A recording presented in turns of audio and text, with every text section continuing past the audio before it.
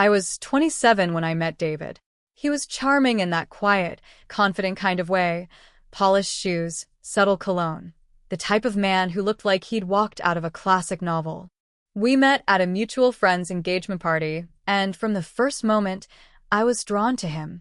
He was attentive, polite, asked questions like he genuinely cared about the answers. I thought I had hit the jackpot. Within months, we were inseparable. He'd pick me up from work, bring me my favorite coffee, and listen to me vent about everything from deadlines to laundry. He was patient, stable, and supportive, the kind of partner I'd always dreamed of. And then I met his family. It started off well enough. His mother, Margaret, was polite but formal. His father, Alan, was quiet, a businessman through and through. But it was his sister, Grace, who left me feeling unsettled. From the first handshake, her smile didn't reach her eyes. "She's not your type, David," she said bluntly when I excused myself to the restroom. I overheard it. I never told him. Still, David proposed a year later, in a quiet vineyard under a string of fairy lights. I said yes. Of course I did. He was everything I wanted, on the surface. That's when things started to shift. At first, it was just little things. His mother insisted we have the wedding at their family estate. I'd always wanted a small beach ceremony, but David looked at me and said it would mean a lot to my mom. I nodded. It was just a location, right? Then came the guest list. My college friends, my childhood best friend, even my cousin Laura, were trimmed for space. Meanwhile, distant cousins on David's side, some I hadn't even met, were front and center. "They're very traditional," he explained when I asked about the weird seating chart. "You'll get used to it." I told myself it wasn't a big deal. A wedding lasts one day. Marriage lasts forever. But marriage, at least to David, meant more than I'd imagined. It meant weekly dinners at his parents' house, where I was expected to show up on time, dressed appropriately, with a dessert in hand. If I couldn't make it due to work, Margaret would say things like, "Well, priorities are revealing, aren't they?" It meant family vacations, where I had zero input on the location, dates, or plans. I had to cancel a promotion interview once because David's dad booked a surprise cruise. It meant being told what to wear. Margaret sent me dresses in the mail. Something more conservative for church. One note read, "We want to present the right image." I laughed it off at first, then cried about it, then stopped crying and started hiding how I felt. Because every time I brought it up to David, he brushed it aside. "They're just trying to help," he'd say. Or worse, "You're being dramatic." He didn't see it. Or maybe he didn't want to. Either way, I started fading. I stopped dressing the way I liked. I stopped talking to my friends. I stopped visiting my family because, as Margaret said once, a wife's loyalty is to her husband's household. It was like I had married into a cult where the currency was silence, and I was drowning in it. But still, I stayed. Because love is patient, right? Love endures. Love sacrifices. At least that's what I kept telling myself, until one night, everything changed. There's a strange thing that happens when you're being controlled without realizing it. You start mistaking obedience for peace. At some point, I stopped asking why, and started telling myself, it's not worth the fight. It's easier that way. Quieter. David and I had been married for just under a year when I began to feel the shift. Not in the air, not in the routine, but in myself. I started noticing things I used to love, simply fading away. The bright lipstick shades I wore in college? Gone. My bookshelf full of poetry and feminist literature? Packed away in a storage bin.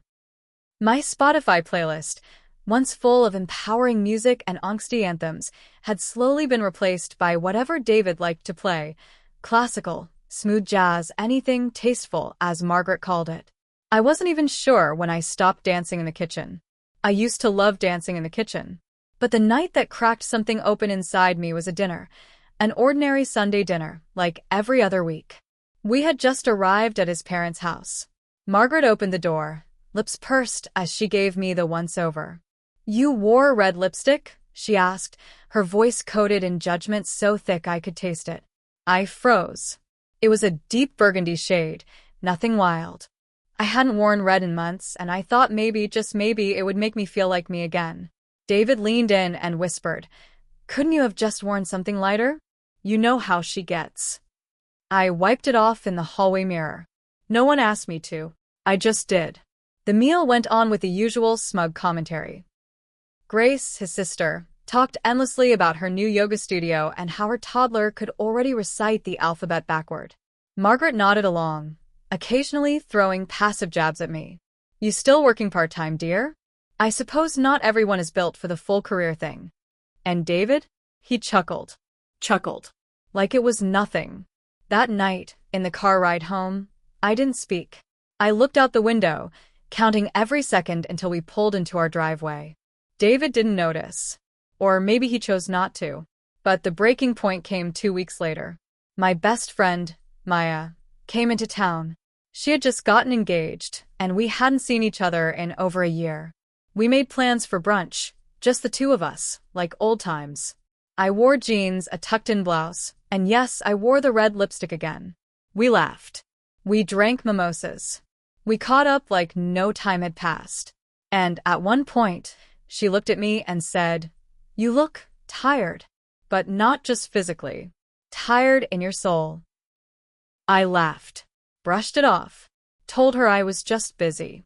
Marriage stuff. Family stuff. Then she asked gently, "Are you happy, Jules?" I froze. My smile held, but it cracked a little at the edges. "I'm stable," he replied.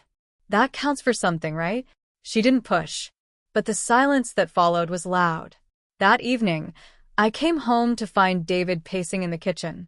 "You wore that out?" he asked, eyes narrowing. I blinked. What? That outfit?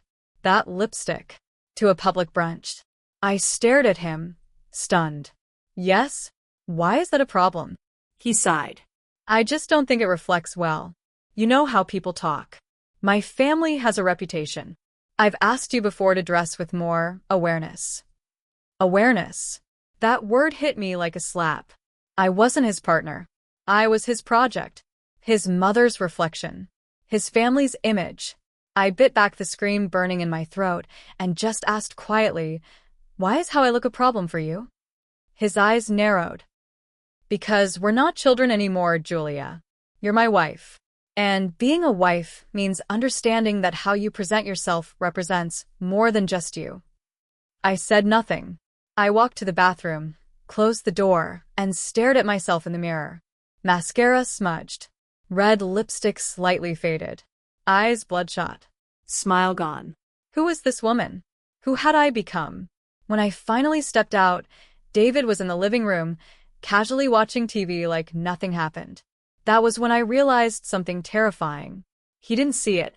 He didn't see me. Because I had let them erase me, piece by piece, and he had helped. In his eyes, I wasn't meant to be a woman with desires, independence, and opinions. I was meant to be quiet, controlled, pleasant, acceptable. I lay in bed that night wide awake, staring at the ceiling, and for the first time in our marriage I thought, what would happen if I just left? But I didn't. Not yet. Because I still believed there was something worth saving.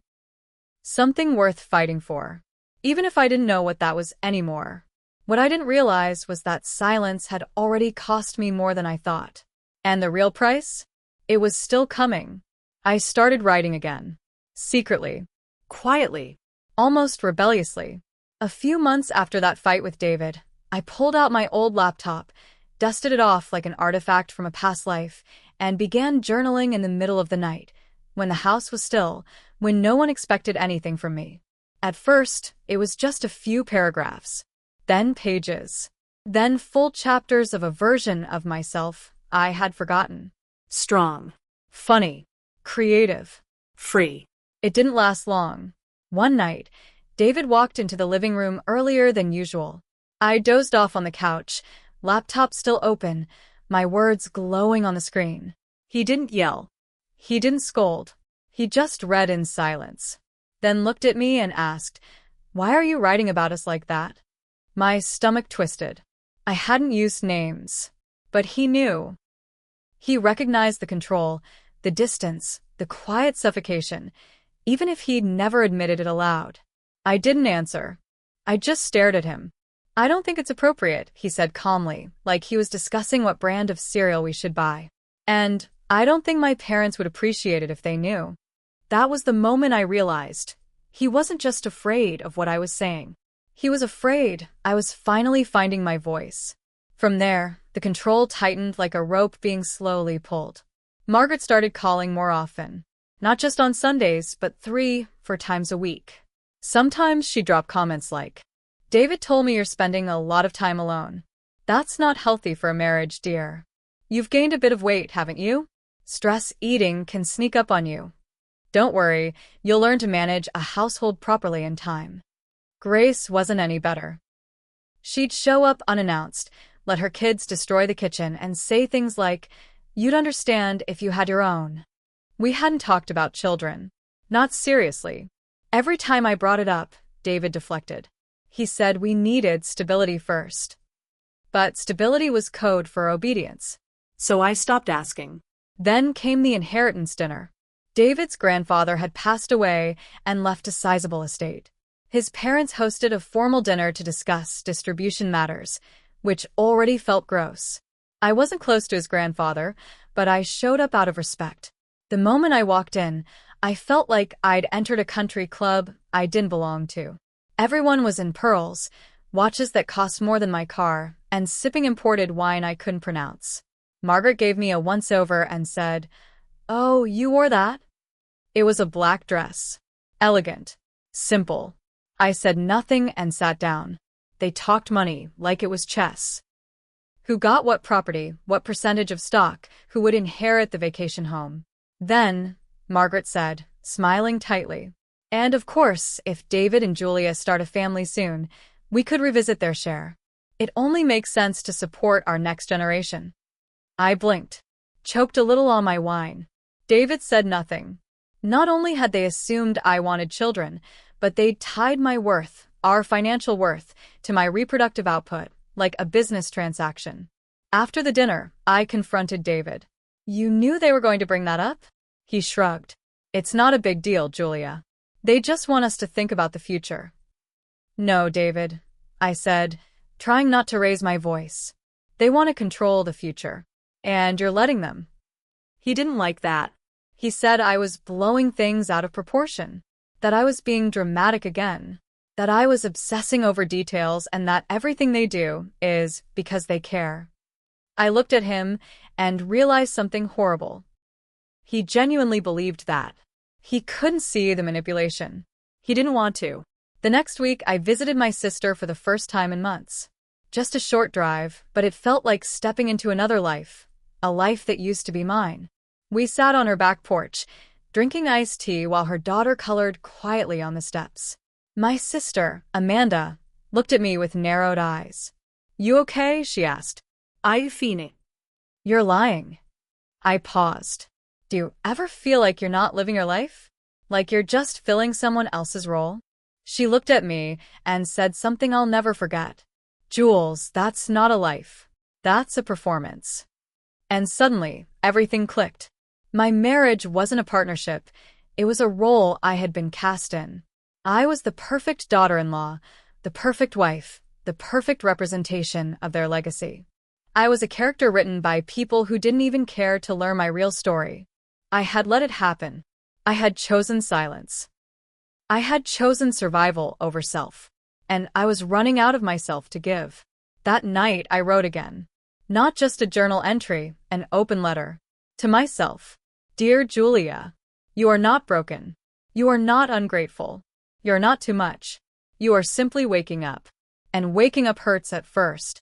But you are allowed to want more than to be tolerated. You are allowed to want more than to be accepted under conditions. You are allowed to be free." When I finished, I cried, deep, shaking sobs that came from a part of me that had been mute for far too long. And then I did something that terrified me. I printed that letter, folded it, placed it in David's top drawer, and waited. Not because I wanted a fight, but because I needed to know, once and for all, if he even saw me anymore. David found the letter the next morning. I didn't say a word. I watched him silently from the kitchen as he stood frozen in the hallway, reading the words I had written not to hurt him, but to show him, To make him see. He didn't come to me. He didn't storm into the room, yell, demand an explanation. Instead, he closed the drawer slowly, placed the letter on top of the dresser, and left for work without saying a single word. I stood in that silence for hours. By noon, I had convinced myself he was processing. By evening, I realized he was punishing me. When he returned home, everything looked normal on the surface. He put his keys in the same bowl, took off his shoes, hung up his coat. Then he turned to me and said with eerie calm, I showed the letter to my mother. For a moment, I couldn't breathe. You what? She deserved to know how you've been misrepresenting her. I laughed. Not because it was funny, because it was insane. It wasn't about her. It was about me. About us. He crossed his arms. Well, now it's about all of us. That weekend, Margaret invited us over. Correction. Summoned us. I almost didn't go. I almost packed my bags right then and there, but something inside me, something stubborn, needed to face it. The moment I stepped into their house, I knew it wasn't just a talk. It was an intervention. Margaret, Alan, Grace, even David's aunt, his cousin, and 2 friends of the family, people I barely knew, were sitting in the living room like members of some twisted tribunal. Margaret was the first to speak. We've always welcomed you, Julia. We gave you a home, a family, and now you turn around and accuse us of being controlling. I opened my mouth, but David beat me to it. She's just overwhelmed, he said, trying to smooth it over. She didn't mean all of it. No, I said firmly. My voice shook, but I didn't let it stop me. I meant every word. There was a stunned silence. Then Grace scoffed. You're being dramatic again. You always were a little sensitive. Sensitive. That word again. I felt my whole body shaking, not from fear, but from fury. Years of silence, building like a dam finally ready to burst. You know it's dramatic? I said, stepping forward. Inviting your entire family to stage a courtroom because your son's wife finally wrote something honest. Alan leaned forward. No one is punishing you, Julia. We just want to help you understand the impact of your words. Impact. I repeated. You want to talk about impact? I pointed to Margaret. You controlled our wedding. You excluded my friends. You criticized how I dressed, how I spoke, even how I hosted dinner. And every time I tried to set a boundary, David told me I was being difficult. Then I looked at David. And you let them. You stood by and let me shrink to fit a life they designed for you. Not for us. Not for me. He looked uncomfortable now. Shaken. But still, he said nothing.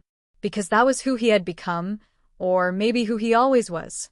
Margaret stood, offended but still perfectly composed.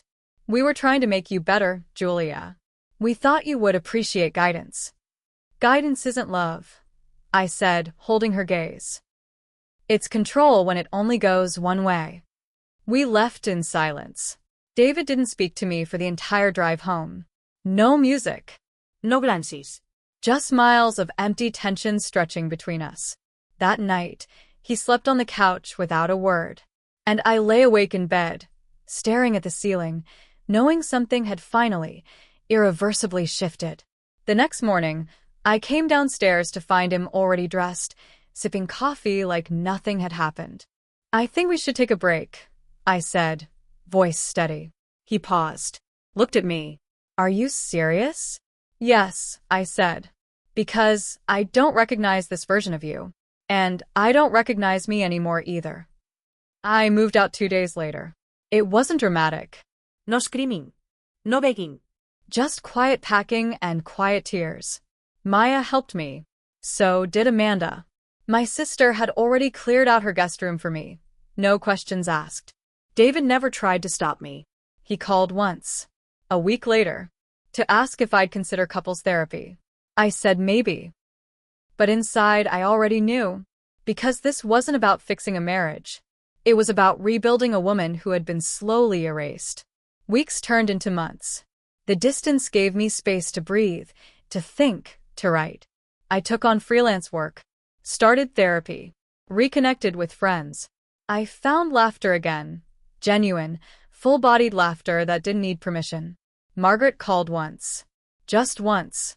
She said, "You've broken this family." I replica calmly, "No." I just stopped pretending it wasn't already broken.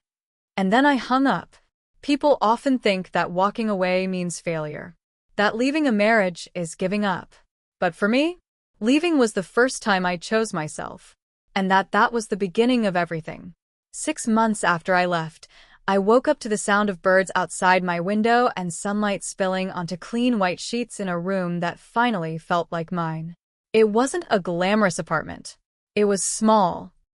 The windows fogged up on cold mornings, and the radiator made strange clicking noises at night. But it was peaceful. It was safe. It was mine. No one was criticizing my clothes. No one was timing how long I stayed out. No one was rewriting my story in their own voice. I was finally alone with my thoughts, and for the first time in years, they didn't scare me.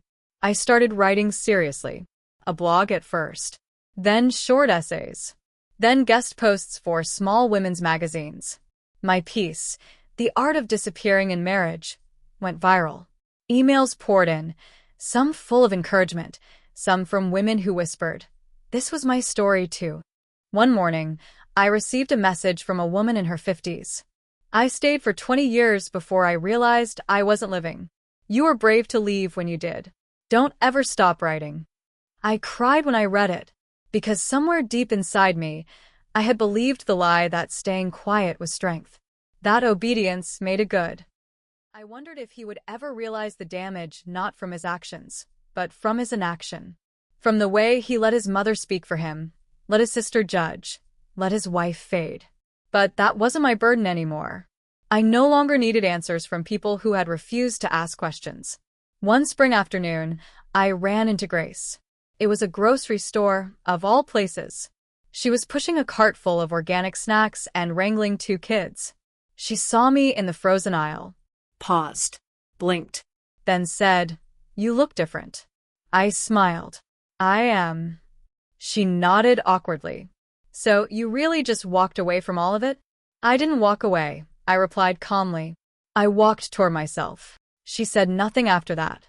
Just looked at me like she didn't quite know what to do with someone who refused to shrink anymore. I walked away, head high, heart steady. A year later, I gave a talk at a local women's center titled, "Leaving Quietly is Still Leaving Strong." Dozens of women came. Some cried. Some hugged me. One woman asked, "But how did you know it was time to go?" I answered honestly, when the silence felt louder than any scream. That's when I knew. Now? I still wear the red lipstick. I laugh out loud in public. I dance barefoot in my kitchen again. And I write stories for women who forgot they were allowed to choose joy. Not perform it. Not beg for it. Choose it. Because the truth is, my husband's family never took my voice. I gave it away. But now? I've reclaimed it. Word by word. Step by step. And I'll never silence myself again.